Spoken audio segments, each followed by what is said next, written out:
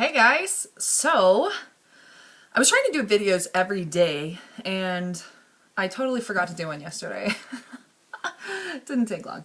Well, what happened was, I had something that I wanted to share and I can't remember for the life of me what the hell that was, but I had a meeting and there were a couple times where I was like, oh, I need to go make that video. And I'm like, no, you can't. You have to keep doing what you're doing. You got to do the video after your meeting.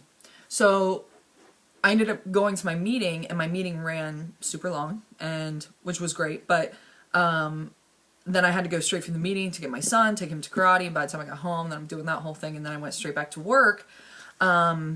So just totally, by the end of the night, the video had slipped my mind. So, and like I said, I don't remember what it was about. I kind of think part of it was about, like, I had this aha moment when I was listening to Gary Vaynerchuk yesterday. So I'm listening to his book right now. The entrepreneurs that Ask Gary V. I think it's hashtag Ask Gary V. Which is a great book, by the way. But he was talking about how when you're scaling your business, well, the person had this question about profit margin. Like when you have a small profit margin on something, how do you balance that? And so he was talking, Gary Vee saying, talking about how you use something like another business with a larger profit margin to kind of balance that and kind of keep that one afloat. So you focus on that or whatever the case may be. It could even be like another product. And I had this like aha moment of like, oh yeah, like, because a lot of what I'm working on right now, like literally sitting here working on is all about creating the, automatic revenue streams, passive income type of stuff. And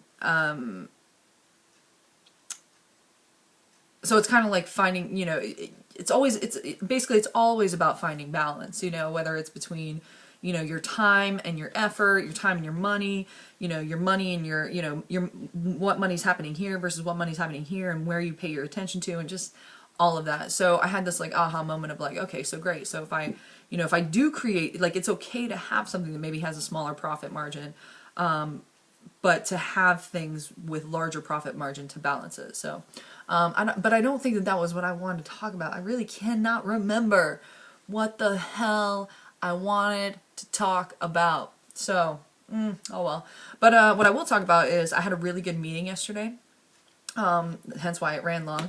But what I kind of found out was, so I'm going forward with this whole plan on developing basically like marketing products or marketing services, both really, to get out to the public and to create my business off of that, because it's one of my major core competencies, and it's probably true that there's a bigger market there than like for what I can't, it just depends on how I look at it. I suppose it's my own, I'm putting up my own barriers because my passion is business development, business culture.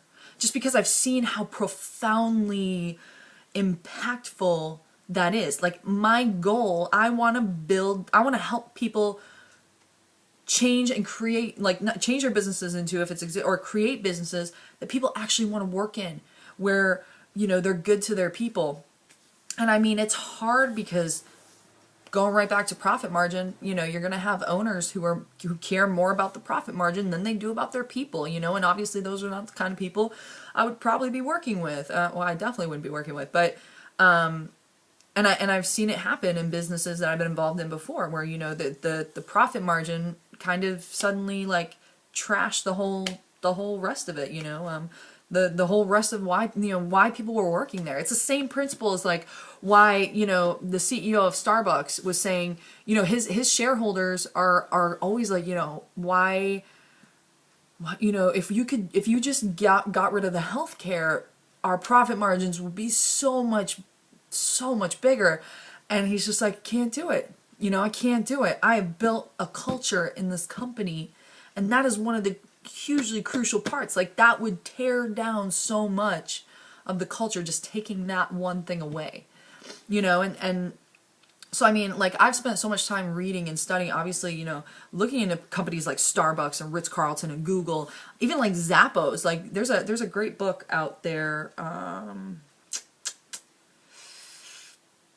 I can't. I know I have it here somewhere, but I can't think of what it is off the top of my head. But talking about like how culture is so incredibly powerful to a business and to like creating a successful business, and to me creating a marketable business.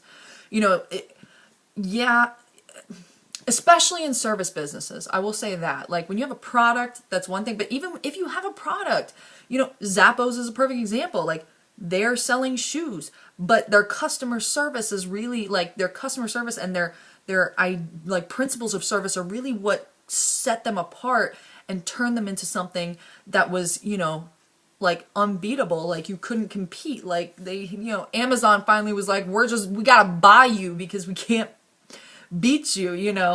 So I mean, it's all about the culture and focusing, when you have a strong culture, you can create amazing service and things like that. I mean, Google's a perfect example of like, obviously they don't really need to provide service per se. They have this thing, but but the culture is what drives in the top performers to even want to come work there. And, and then having the right kind of people in place. I mean, business culture is just so profoundly important.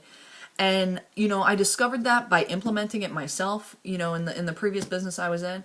And part of why I wanted to leave, if I'm going to be truthful, is that I could see how the owner was not bought in and could easily tear it all down because he was not embodying the actual culture of the business.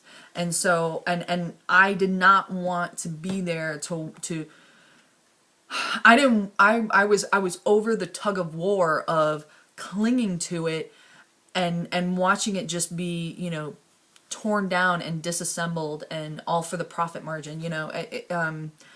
I didn't want to stick around to see like the death of it, because at the end of the day, that was not my company. Like I always say, it's not my company. But that's the thing that I'm really super passionate about. If you can't tell, that's what I'm super passionate about.